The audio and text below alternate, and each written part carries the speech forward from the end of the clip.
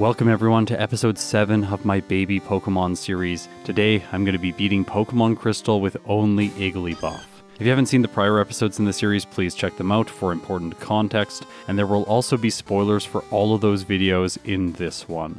With that out of the way, let's talk about Igglybuff. Comparing all the baby's base stat totals, Igglybuff is near the bottom.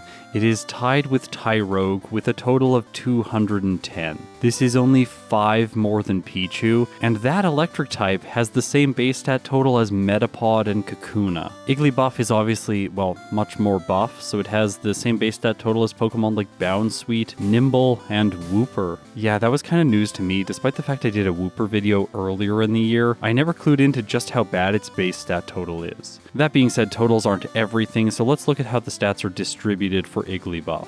Thematically, this thing is very bulky. I think that's why its name has the word buff in it.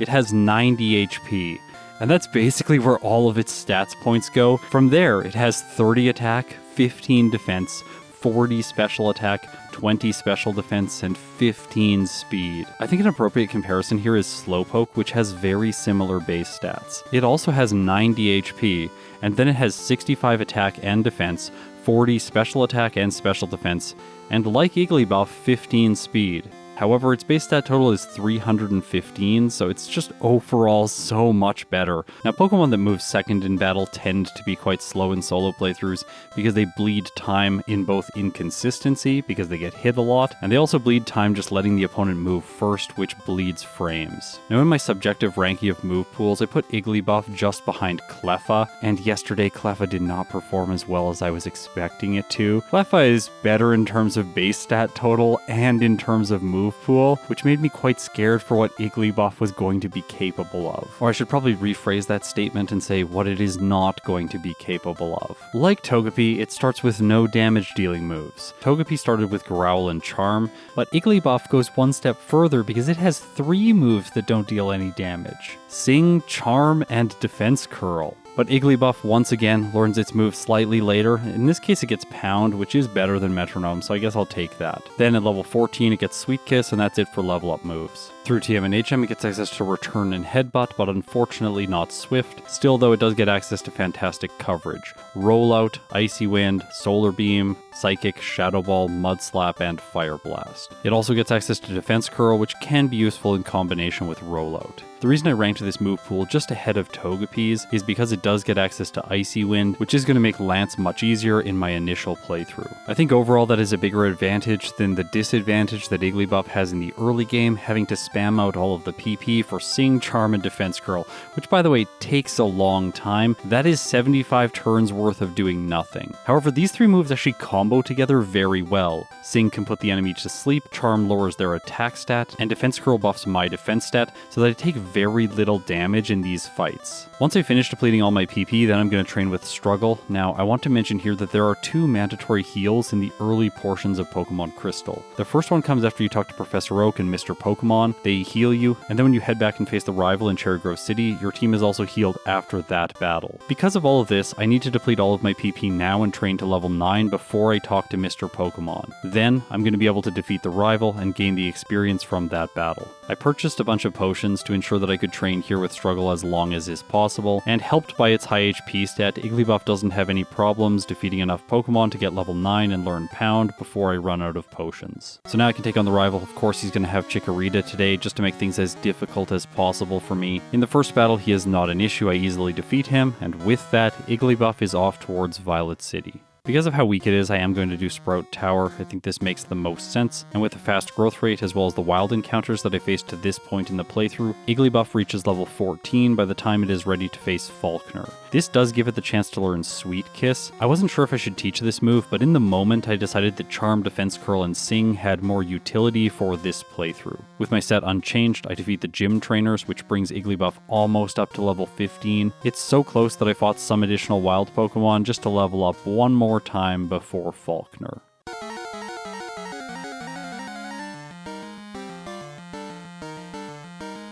Igglybuff's level 15, Pidgey's level 7, and I know that it is not going to go for Mud Slap, it's just going to spam Tackle. Therefore, I can make this fight completely trivial by setting up completely with Defense Curl. I can move on to the Pidgeotto, where Pound does 1/3. It's doing 3 damage per hit, which is really not a lot, and I still have a berry. Plus, Igglybuff is like seriously buff, it has so much HP. So Falkner is a very easy first gym. That gives me a badge boost for my attack stat, and I also gain the TM for Mud Slap. In this case, I teach it to Igglybuff right away in the place of Charm, because Defense Curl is going to be useful in the next section of the game. Mirroring what I did with Cleffa yesterday, I backtrack to the first route of the game and pick up the Pink Bow to boost the damage of normal type moves. I pass through Union Cave using Mud Slap for the rock types, and then I even fight Hiker Anthony. It's a bit annoying here because I run out of Mud Slap, PP, and Machop is super effective against Igglybuff, but Pound does enough damage so I'm able to head into Azalea Town, defeat the trainers in Slowpoke well as everyone inside the gym. With all of that, Igglybuff is almost level 22. This is basically the max level I can get to without grinding against wild Pokemon, so now let's take on Bugsy.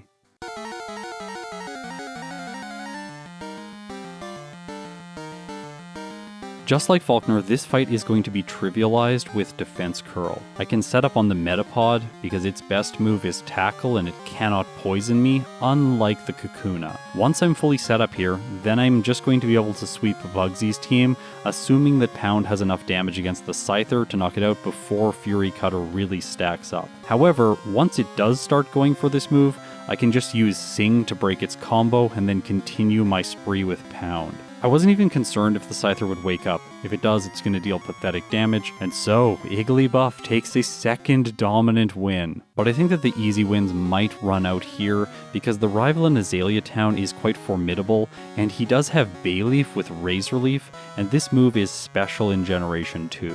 Due to that, I'm not going to be able to set up with Defense Curl in this fight. Instead, I'm going to be relying on Sing as well as Mud Slap to really mess the Bayleaf up, and hopefully give me the time that I need to knock it out. After all, this Bayleaf loves using Reflect, which is really annoying, and it makes Pound deal almost no damage. Still, once Reflect runs its course, I put the Bayleaf back to sleep, and then Pound is dealing decent damage, and I am able to get through this fight as well on my first try. Okay, Igglybuff, you're really impressing me. Granted, I did play this playthrough after Cleffa, so I had the experience from that run to know that I needed Sing. If I had, say, deleted this move earlier on like I did with Cleffa, in that case, I think Igglybuff may have struggled here against Bugsy and the rival. In the forest, I chased Farfetch'd around, then I head back to Azalea Town to grab the Charcoal. This can be useful for 2 reasons, either to sell or to boost Fire Blast's damage. After that, I grab Headbutt, which I teach in the place of Pound. I am still going to keep Defense Curl. It still has utility. In the National Park, I also pick up the Quick Claw. This could be useful with Igglybuff due to its extremely low base speed. After that, I talk to Floria, complete defeating the trainers in this portion of the game. There's this guy down here with 2 flying types that I very rarely fight. This battle was easy to get to today because I'm going to head just north of him and pick up the TM for a rollout. Next, I crush all the trainers in the Goldenrod Gym. This brings Igglybuff up to level 30, and now I am ready to take on Whitney.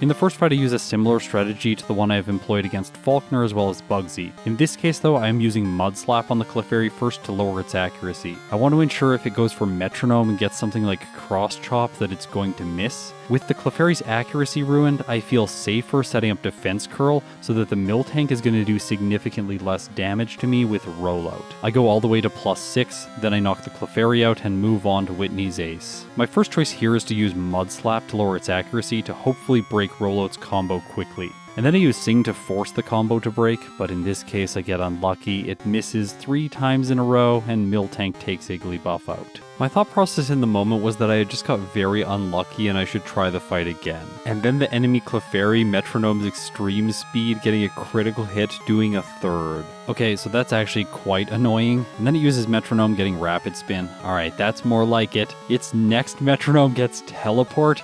Okay, I'm feeling better about this. It gets Metal Claw, missing, and then it selects Perish Song. Yeah, there is no way to win from here because I am not going to knock it and the Miltank out fast enough. Because of this, Igglybuff is going to lose again. And obviously the second loss is much more unlucky than the first one. So let's try again. This time things work out, I put the Miltank to sleep, and I can use Headbutt to 3-shot it. With Whitney defeated, I now have the badge boost for normal type moves as well as my speed stat, both of which I think are very useful for Igglybuff. Now between Goldenrod City and Ecruteak City, I am known not to heal before the Sudowoodo. But today, I really want to emphasize the fact that I do. I open my inventory, use a super potion, and then I defeat the rock type. I'm gonna now skip the next portion of the game. I fight the Kimono Girls, defeat Dennis in the lighthouse, and then with all of this training done, I backtrack to Goldenrod City because I forgot to pick up the TM for return. By this point in the run, it is more powerful than Headbutt. Now backtracking to Goldenrod City doesn't actually bleed as much time as you might think that it would, because I can just use teleport to take myself back to Ecruteak City very quickly. And now with return on my moveset, I am ready to face the rival in Burned Tower. He leads with Haunter, and this thing's really annoying when you only have Mud Slap to hit it with. Also, I don't do enough damage to knock it out, so I take curse damage on the first turn and then it spites me, lowering Mud Slap's PP. That could have been really bad, but it's not in this case. I move on to the Magnemite, which also survives. This thing is level 37 and then level 38 when the Zubat comes out, and it's not one-hitting the Magnemite with 4 times damage. I know Mud Slap is a weak move, but still.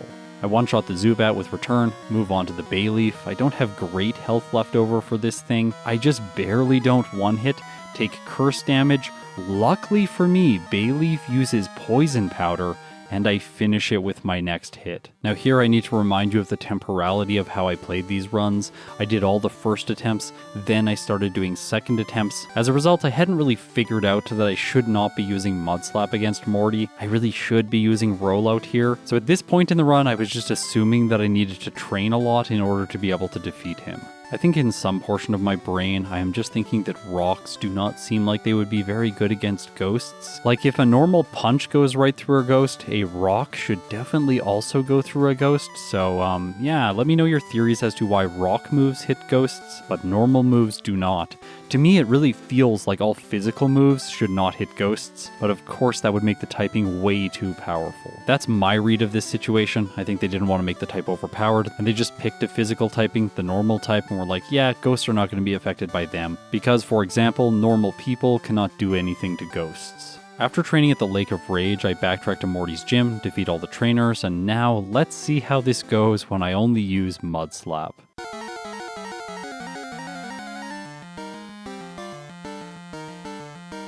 Up first is Ghastly. I actually outspeed with Igglybuff. I do a lot, taking it down to red health, and then it just goes for Spite. That is really good. I thought it was going to use Curse. The following Haunter also uses some strange moves. He uses Hypnosis, burning my Mint Berry, Hypnosis again, putting me to sleep. Then it mimics Mud Slap. Igglybuff wakes up and knocks it out. So I have not been cursed by his first 2 Pokemon. This might actually be possible. After all, Gengar misses a Hypnosis.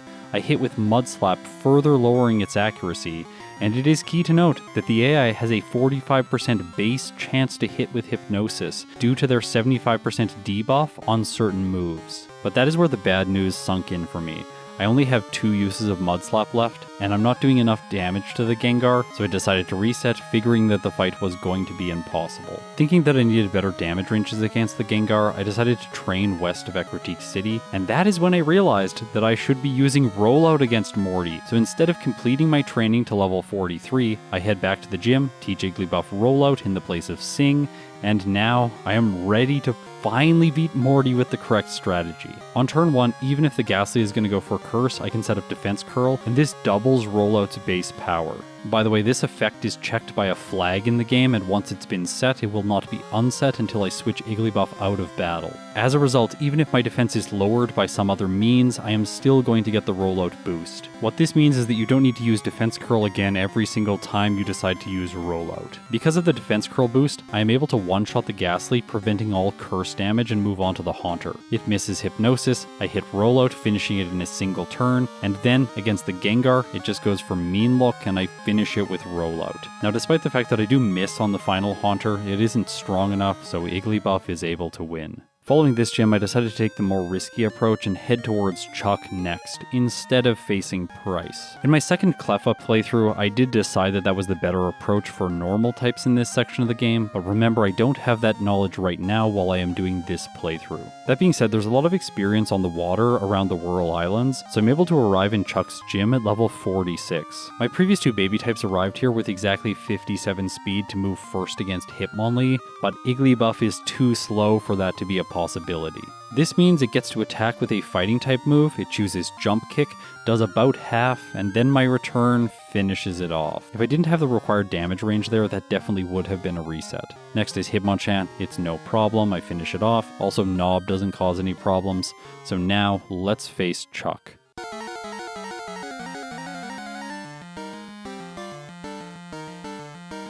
His lead is Primeape, and I was like, I'm going to set up Defense Curl, and then it just uses Leer, so I get a net neutral interaction on the first turn.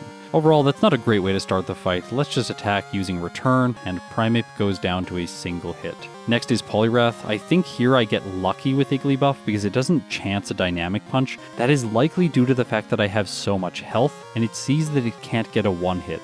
Due to this AI, it tries to use a setup move, in this case Hypnosis. It just misses, and it wouldn't have mattered anyways because I have a Mint Berry. My second return hits, and with that, the fighting type gym leader is defeated. Well done, Igglybuff. This thing is really impressing me. It's doing a lot better than I was expecting. Granted, it still has a lot of real time. This playthrough is by no means fast. And the next portion of the game is overall the slowest. I head around the region picking up items, a rare candy, a PP up, a nugget, another rare candy. I also fight the cool trainers down here on their little secluded beach. After that, I head to the department store and sell a whole bunch of items. This is so I can get as many coins as is possible. And at this point in the playthrough, I can only purchase a total of 3,500. I'm going to need 2,000 more coins or 40,000 more Poké Dollars, so I need to fight more trainers in order to earn that money. That's convenient because the next section of the game has many trainers. It is the Rocket plotline. I will remind you here that the Amulet coin isn't available until I defeat all the rockets in Radio Tower, so I can't use that item to speed up my progress earning cash. I do fight all the security camera trainers though. It's a little bit more money and it's also more experience for Igglybuff. I finish off the Electrodes, which as a kid I would always try to catch because I felt so sad knocking them out. I was like, these poor Pokemon have been abused by Team Rocket and used for their electrical labors, and now they just want me to knock them out. Like, Lance is a monster. We should be catching these Pokemon instead. Sometimes they would self-destruct and this would make me even sadder. But now as an adult, I'm not worried about these kind of things. I just knock them out quickly, head back to Goldenrod City, and here I sell more items to try and get the coins that I need, and I am just barely able to do it. With that, I am able to get Fire Blast, Igglybuff's first special move, and now, finally at long last, I'm going to be able to use its best offensive stat. And then you just look down in the bottom left, and you see that its attack stat and its special attack stat are exactly the same. Obviously that's because I don't have Pryce's badge boost, so let's go and defeat him now.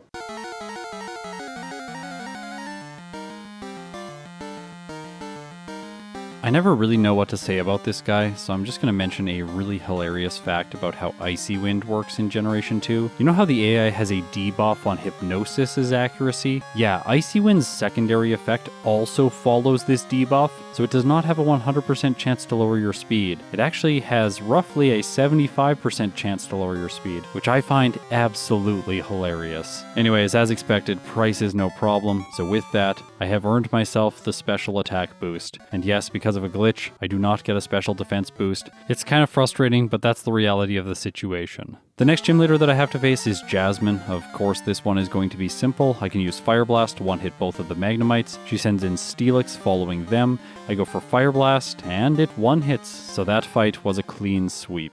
Petrel's the next trainer I like to talk about, but Fire Blast just one-hits his Pokemon. Also, Return is one-hitting his Pokemon, so there's no problems here. Following that, I have to face the rival in the Underground. I assumed that this fight wasn't going to be a problem, and it really looks that way. I knocked the Sneasel out, and I have only taken the smallest chip of damage. Then Fire Blast misses, I take curse damage, Meganium uses Body Slam, which paralyzes Igglybuff. I don't move, take curse damage, get hit by Body Slam, and yeah, this is a loss. Everything went wrong for me in that battle. In the next one, to avoid missing, I use Return, taking the Meganium to a sliver, and because of that, I can finish it off. The rest of the Rocket plotline is of course trivial. In Ice Path, I pick up the Nevermelt Ice, and then I head into Claire's gym. So will Igglybuff have enough damage with Return? I think it will.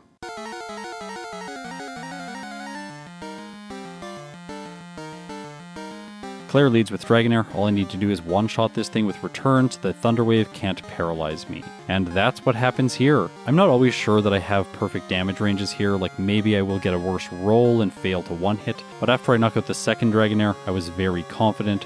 The third one also goes down, and Claire sends in Kingdra. It does move first, it tries Smokescreen, but it just fails. Return takes it to red health. Claire uses a Hyper Potion, which does mean the Kingdra will get one more attack in, unless my next return crits, and Kingdra goes down. I want to take a brief moment and compare Igglybuff and Cleffa's Claire splits, just so we can see how these two similar normal types were doing by this stage in the game. Igglybuff's Claire split is 1 hour 32 minutes and 40 seconds, whereas Cleffa's Claire split is 1 hour 39 minutes and 4 seconds. I think the discrepancy between these two splits really comes down to the fact that I am playing Igglybuff better. On paper, Cleffa is the better Pokemon for a solo run. I'm fairly confident that once I have second playthrough results in, Igglybuff will be slightly worse than Cleffa. However, that's still a ways off. Let's face the rival outside of the league now. I assume this fight is also going to be non-problematic for Cleffa. Luckily for me, I actually level up going into the Magneton, giving Igglybuff 81 speed, which lets me move first against the Haunter and knock it out so it doesn't get a curse.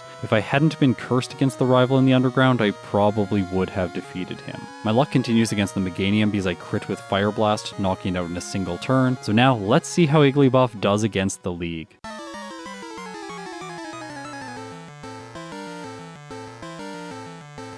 Will could potentially be a problem just because Igglybuff does not have much speed. The Zatus as well as the Jinx are both going to be moving first, and I am likely not going to one-hit the Executor as well as the Slowbro. The first Zatu confuses Igglybuff, but it doesn't hit itself in confusion, and I knock it out. However, I do hit myself against the Jinx, and I take some damage before finishing it off. Executor's next. Now I do have Fire Blast against this thing, I don't miss, and surprisingly I get the one hit. Okay, so Slowbro is just going to set up, it chooses Amnesia, and since I'm using Return, I am able to 2-hit. The last Zatu goes for Confuse Ray, Igglybuff doesn't hit itself, and with that, Will is defeated. Okay, so he was pretty easy. I did get lucky there a little bit, but I'm happy to be moving on to Koga. And he is really not that difficult. I one-shot the Ariados, the Venomoth, despite it being a Steel type. The Fortress comes out next, I use Fire Blast to finish it off, and from there I can clean up the Muck, as well as the Crobat, and move on to Bruno. In this fight, things are basically identical between Igglybuff as well as Cleffa. Hitmonlee is faster, so it can use High Jump Kick to do a lot of damage, in this case almost half. Then the Hitmonchan is going to hit with Mach Punch, doing more chip damage. If I make it through all of that, then Machamp comes out. I am not going to one-hit with Return, just barely. It goes for Cross Chop, and Igglybuff goes down. Now I did say that things are almost identical, and I mean almost identical because Igglybuff has Defense Curl still. Yes, I have kept this move all the way from the start of the game, and it still has utility because I can use it to set up while Hitmontop goes for Dig.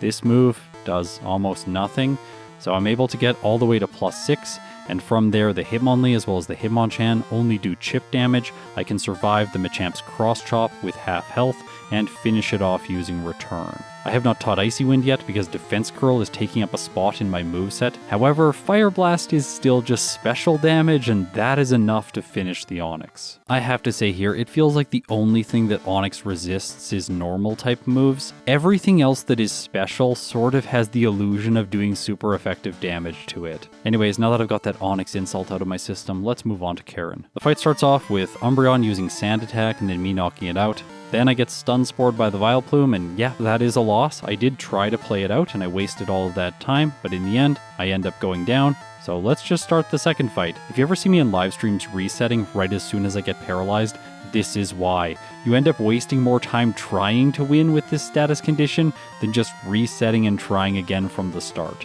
In the next fight, I don't get Sand Attacked by the Umbreon, so I'm able to use Fire Blast on the Vileplume and one-hit it, no status condition this time. Against Gengar, I have to go for Fire Blast, it connects, and the Ghost goes down. So there's only 2 more Pokemon left, and Igglybuff still has full health. The Murkrow is faster, but it does very little damage with Feint Attack, and I polish it off. Okay, Karen, do your worst with Houndoom. It goes for Flamethrower, which actually doesn't do that much, and then Return one-shots. With that knockout, Igglybuff is now ready to face the champion. I give it the Never Melt Ice to hold, and I also think it is finally time to teach Icy Wind. Now, Defense Curl has been very useful, and I should have replaced it here. However, instead, I replace Fire Blast. Fire Blast is actually not good against Lance's team, and I'm not going to use it for Red, but I could have held on to it for trainers like Erica in Kanto. Anyways, let's see if this is enough for Igglybuff.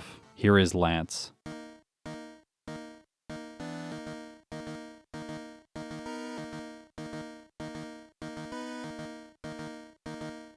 Up first is Gyarados. It moves first by 2 speed, I will note, and that means even after setting up Rain, it is going to get a chance to attack. In this case, it chooses Hyper Beam, and then I knock it out. Next is Dragonite. It's faster, but it misses Thunder Wave due to the AI debuff, and I finish it in 1 turn with Icy Wind. Okay, time for the second Dragonite. This one successfully paralyzes, and now we're going to watch the rest of this fight, because I do keep playing. It's sort of a unofficial rule that I have for myself that in first playthroughs, I need to capture the fainting animation so that I can have a beautifully edited video, and because of that unofficial rule, I am able to explain why I should have reset as soon as I got paralyzed, because after defeating the following Aerodactyl, and moving on to the Charizard, it just polishes me off and I wasted a bunch of time. So back at the beginning of the fight, I have now given Igglybuff the Paralyzed Cure Berry, so if one of the Dragonites paralyzes me, I will be able to get rid of the status condition. Things play out badly for me against the first Dragonite though. It paralyzes, using my berry, and Icy Wind misses, and then it just goes for Hyper Beam, and Icy Wind does not get the KO when it connects on the next turn. Granted, I do not have a debuff to Icy Wind's secondary effect, so I do lower Dragonite's speed, and as a result I am able to take it out. Despite that though, the next Dragonite is faster, so Igglybuff faints. The solution, just like with Cleffa, is to use my rare candies now to ensure that I have the outspeed. By the way, at level 75, Igglybuff is 1 speed faster than the Dragonites, and that's the first 2. The third Dragonite, I am still 5 speeds slower than, so there is no chance of me moving first there. However, with the speed advantage early on in the fight, I can dodge all uses of Thunder Wave, and that also means I can hold the Never Melt Ice. Aerodactyl's faster, it hits Hyper Beam, I use Icy Wind, taking it to red health, but it's not able to move because of Recharge, and I finish it off. Next is Charizard, I tank Flamethrower, which actually does a lot because of a crit, and Return finishes it, so now I have made it to the final Dragonite. I need to be able to survive a hit, not miss with Icy Wind, and do enough damage to finish Dragonite. Lance selects Outrage, which does so much damage, and Igglybuff hangs on with a single hit point. It uses Icy Wind, which doesn't miss, and Dragonite goes down. So with that, Igglybuff has completed the Johto portion of the game, and now it's headed to Kanto. Cleffa's first playthrough Lance Split was 1 hour, 54 minutes, and 14 seconds. And Igglybuff's first Lance Split was 1 hour, 50 minutes, and 7 seconds. So you can see that I'm still a little bit faster with Igglybuff just because I'm solving problems slightly faster.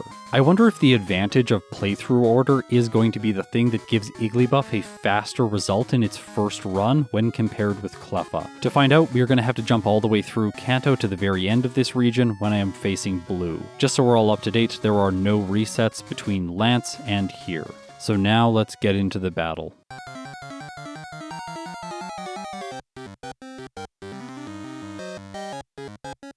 Defense Curl has definitely been one of the MVP moves of this entire playthrough. However, now it is no longer useful. Curse is definitely the better replacement. Igglybuff is already slow, so losing speed doesn't matter. It boosts defense like Defense Curl, and it has the additional advantage of boosting my attack stat. The Pidgeot at the beginning of the fight is very awful, so I'm able to set up on it. I really should have been using the leftovers in this fight. That item would be really good on Igglybuff. That said, I have rest so I can heal up, finish the Pidgeot off, and next Blue sends in Alakazam. It goes for Reflect, and I finish it with Return, and then Rhydon comes out. For it, I decided to go for Return, and you probably think that that is a really weird choice. Why not use Icy Wind? Well, Return actually has a better chance to one-hit the Rhydon when compared with Icy Wind. Icy Wind's one chance percent is 6.31%, whereas Return's is 9.03%. It's really funny that Return is 2.7% more likely to knock this thing out. Obviously, Blue is just terrified of my powerful normal type, so he switches Rhydon out after setting up Sandstorm and sends in Gyarados. And Return just one-hits it, so Rhydon comes back out, it hits Fury Attack, and I finish it off with Return. Next is Executor, which I one-shot with Return, and I move on to Blue's ace, Arcanine. By this point in the battle, the Sandstorm damage has really been stacking up. It does 1/8 of my total health per hit, and with Igglybuff, when it has so much HP, this is very painful. And this fight continues to be pain because the Arcanine uses Flamethrower, gets a critical hit, and Igglybuff goes down. In the next fight, I make it back to the Arcanine, this time with more health, so it's not able to knock me out with Flamethrower. It also doesn't get a critical hit. Return finishes off Blue's final Pokemon, and now it's time to see how this cute little puffball baby Pokemon does against the scariest trainer in all of Generation 2.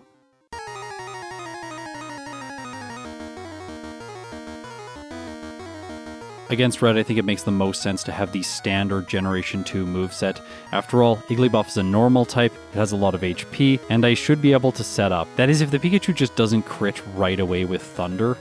That's a bit frustrating. It hits again, finishing Igglybuff off, so that's a fast reset. Now, unfortunately for Igglybuff, the damage ranges that Pikachu is getting with Thunder are very concerning. It also paralyzes me, and I have another fast reset. Maybe what I should be doing here is using Return right away to knock the Pikachu out. I do that in the next battle. I got lucky, by the way, because Charm did not hit. Then I move on to the Espeon, and I'm pretty sure I'm going to need to knock this thing out too. But that isn't going to be possible with a single hit, so Espeon gets 2 Psychics in, bringing Igglybuff down to red health. I can't set up Curse because Snorlax will knock me out, so I have to use Rest, and doing that could result in a loss because Body Slam is doing so much damage per hit. Now I have to rely on Sleep Talk to hopefully set up with Curse. I really don't want to knock the Snorlax out while I am attempting to set up, but the Snorlax can also crit, which finishes Igglybuff for my 3rd time. I get 3 more fast resets against Espeon trying to use the Quick Claw, and then I started to get worried. I'm level 85 currently. Am I going to have to train up to level 100 to win this one?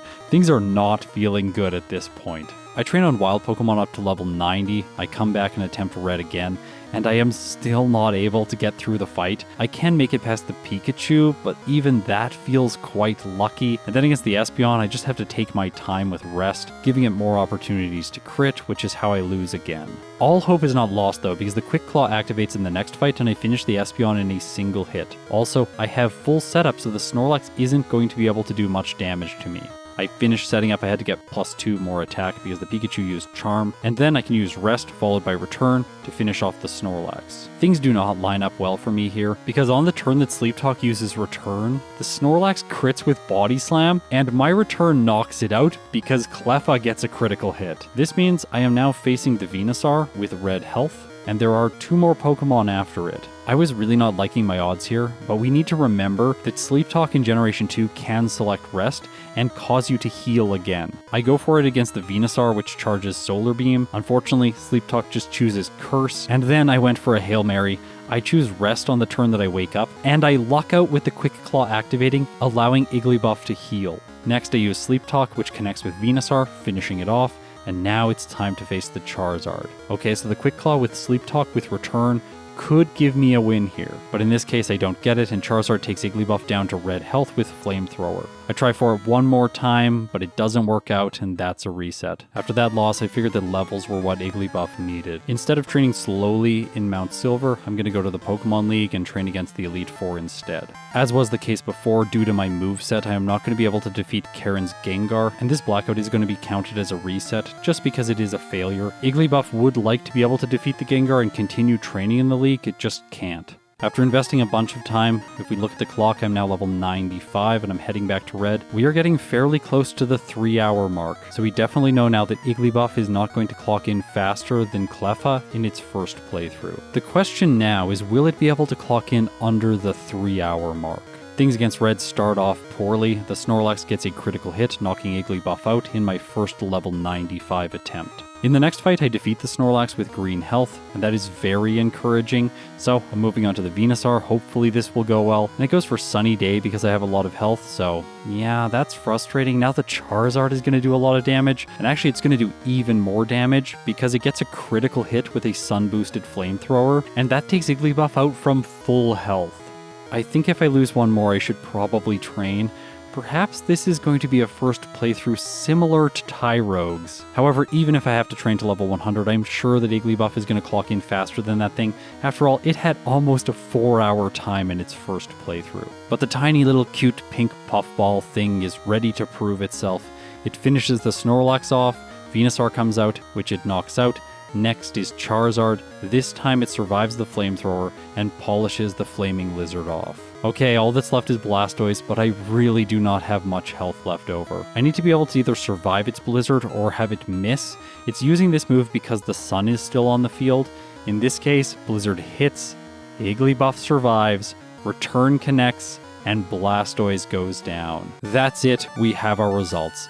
Igglybuff gets itself a time of 2 hours, 46 minutes, and 42 seconds with 24 resets at level 95. This is a game time of 9 hours and 23 minutes. This first playthrough was significantly slower than Magby, Smoochum, Elekid, and Cleffa. It was much faster than Tyrogue, but overall quite comparable to Togepi. However, Togepi did end up beating the game faster at a lower level, and it is worth remembering that Togepi was the first run that I filmed in this series, so my experience was definitely lower during that run. Interestingly enough, you can see how far Igglybuff was ahead of Togepi until the very last battle. That's where it lost all its time and got a slightly worse result. I think the difference between those times is largely one of experience, but we're going to have to wait for second playthrough results to verify that. This section of the video is going to be a little bit shorter than usual because Igglybuff plays very similar to the other two normal type babies I have used so far. In the early game, Igglybuff has all of the bad features that Togepi has, and then once it gets past the first 3 gym leaders, it essentially just becomes a worse version of Cleffa. It feels the most unique against Falkner, Bugsy, and Whitney, where it can rely on Defense Curl, which is a move that none of the other babies have access to this early on. By the way, as we watch this Bugsy footage, you will note that the Kakuna did poison me. I only picked up 1 Poison Cure Berry because usually you do not need 2, but in this case I did. That's because immediately following Bugsy, I have to face the rival and the Bayleaf poisons me. As I said in the Cleffa video, the Poison Cure Berry is the best held item here if you have to stall the Bayleaf using Mud Slap. Because I'm taking poison damage, I have my first reset here.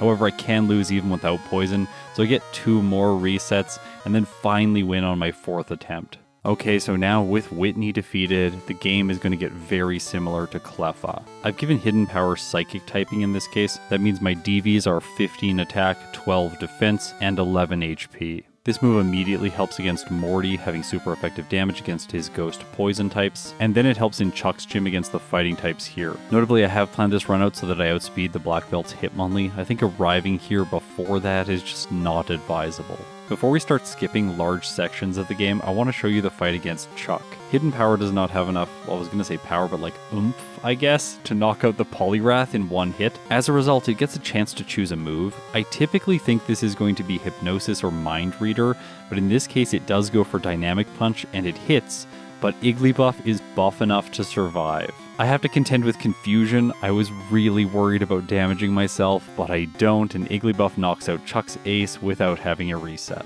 From there, we're going to skip to Claire because there isn't anything to talk about. By the way, I get a lucky critical hit knocking the Kingdra out, so that's nice. Next, during the league, I'm going to do what I did with Tyrogue and just fight them until I black out, then do it all over again. This is not going to accumulate resets on the reset counter today. Right now with my videos, we are in a transitionary period away from a metric that is resets and blackouts all combined together towards a more discrete way to collect the data, which is having a resets counter and a blackout counter. If you haven't noticed, I put a lot of thought into how I display things on screen, and I'm not entirely sure how I want to display this split metric yet. I am going to continue thinking about it for the next couple months, and then implement something early on next year. By the way, I appreciate your patience on these things. So here, my Igglybuff blacks out on Karen, and it's level 68. The time is basically 1 hour and 37 minutes. By the time I've reached 1 hour and 50 minutes, my Igglybuff is level 79 and it's facing Lance. If this level jump seems extreme, you might think that I used rare candies, but I didn't. This is just the fast growth rate laid into the game. That is one major advantage that Igglybuff has if you compare it to a Pokemon like Tyrogue. That fighting type has the medium fast growth rate, so while it is leveling up faster than say the medium slow growth rate or the slow growth rate, it's still not this fast. By the way, I'm really happy that I did this baby Pokemon series because I don't know if I would have figured this league training out if I hadn't done Pokemon this week. Also, it's here that I want to note the play order for these second runs. I did not do them in the order that I released these videos, and that also accounts for some of the weird discrepancies between which graphs I showed at the end of previous videos. I ended up playing Tyrogue and Igglybuff around the same time, and I did them after completing all of the other runs. I'm not gonna lie, I was suffering from some intense procrastination when considering these projects, especially with the amount of work that I have coming up in December. That being said, I think all of this turned out to be an advantage because I figured out this new training method as a result. If I had rushed and done these second playthroughs earlier on in the month, I don't think that I would have really reinvestigated my approach to these Pokemon. I probably would have just gone through, done my typical approach, defeated a bunch of Pokemon in Victory Road, gaining the levels I needed slowly, and then defeated the league. Sometimes time is exactly what you need, and Igglybuff definitely needs a lot of it. Cutting to the next scene, the clock is approaching 2 hours and 7 minutes, so Igglybuff is not going to be able to beat Cleffa's time, and I think that makes sense. After all, it feels like the other two baby Pokemon had a baby, and it was Igglybuff, and basically all of their negative traits were passed down to it. Right before Blue, I used 9 rare candies to bring Igglybuff up to level 94, and then I face him. Being an extremely high level for this fight allows me to not have to use moves like Rest, which waste time.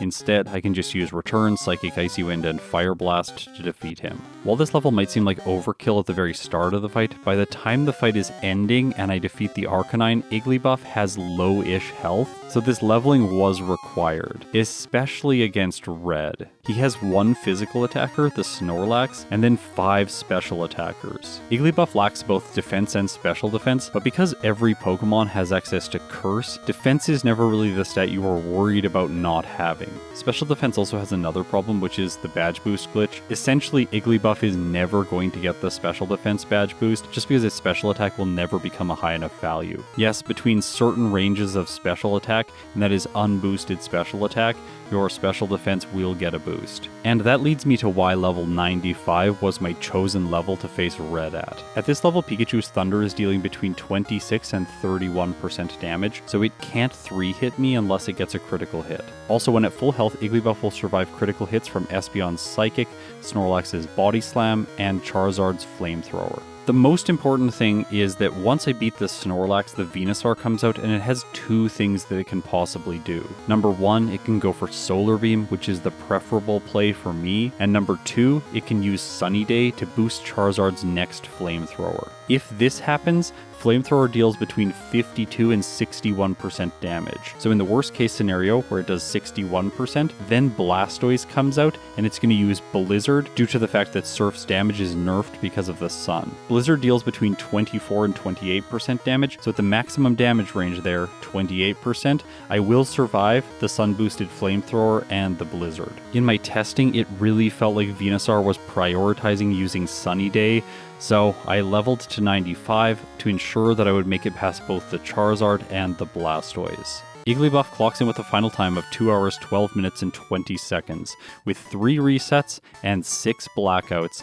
at level 95, with a game time of 8 hours and 31 minutes. Okay, let's bring up our baby Pokemon tier list. I actually don't think I updated this in the Elekid or the Cleffa video, so let's do all of those Pokemon now. Obviously in the S tier, I'm going to place Elekid, moving Magby, Smoochum, and Togepi down a single tier. Because Cleffa performed better than Togepi, I'm going to put it in the C tier and move Togepi down to the D tier. And of course, Igglybuff was worse than Togepi, so it's going to go in the E tier today. And where do Igglybuff's final results earn it a placement in the overall tier list? Well, in this case, its performance is better than Coughing, but worse than Slugma. So it earns the second to last spot in the F tier. The split data of the 3 normal type babies is very interesting. With Togepi, it is the slowest in the early game. Igglybuff is faster than it here because it has access to Defense Curl. However, Togepi's significantly higher special defense, base 65, is what allows it to defeat Red at a significantly lower level. Of the 3, Cleffa is just the fastest. Every split for it is faster with one exception, and that's the Karen split,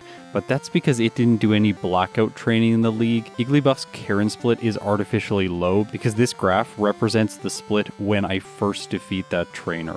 I went on to then blackout against Karen and have to fight the league over again before defeating Lance. And that's why Igglybuff had an overall slower time to defeat Lance than Cleffa. The other graph that I find interesting here is level by trainer. Remember, these 3 Pokemon all have the fast growth rate, so they're on an even playing field in terms of how quickly they are leveling up. Cleffa and Togepi were both able to use more rare candies earlier on, whereas Igglybuff had to save them, do the league training, and then use all of its rare candies at the end of the game to get to a very high final level. Alright, so that is it for the normal type babies. And I have now completed 7 out of 8. By the way, I really want to go back in time and have a conversation with Scott from last January when I sat down and planned out my entire year. In what world was it a good idea to do 8 baby runs in 1 month? This series has been very exhausting to get through, but there is still one more baby left to complete, and it's Pichu.